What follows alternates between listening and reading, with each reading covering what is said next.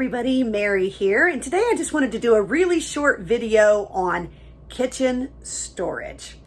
So you might think this is a random thing to talk about, but I have to tell you it was a really big concern for me when we were looking for our RV. So the first thing I want to say is how much storage space you need in your kitchen depends on what you're going to be using your RV for.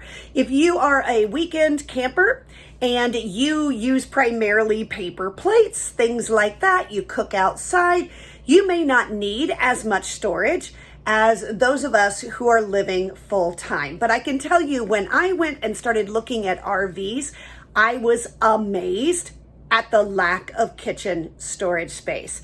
So one of the things that I started doing was started kind of visualizing when I was looking at the RVs. Where would I put my dishes in this RV? Where would I put my pots and pans? Where would I put my mixing bowls? Where would I put my silverware? And the thing that amazed me is when I started doing that, I realized there wasn't as much space as I thought.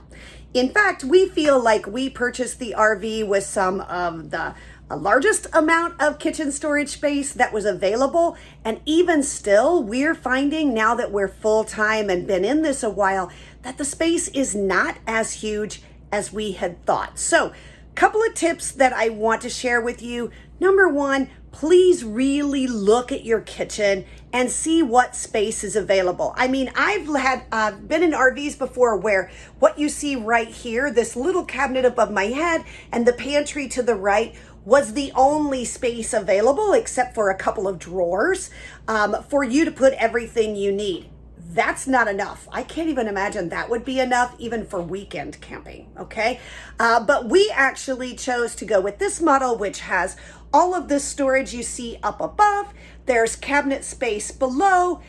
There are drawers and cabinets below that bar area. And even with all of that, we find there's not a ton of room, okay? So I just want to encourage you, when you're looking for the perfect RV for you, don't be fooled into seeing a couple of cabinets and going, oh, it's roomy, it's great.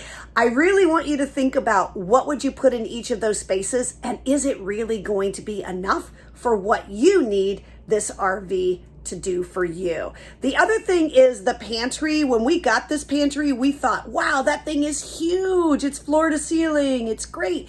And it is, don't get me wrong. I'm very thankful for it. But when you live full time in something, that's not that huge of a storage space. It is if all you need in it is food, which is what we're doing.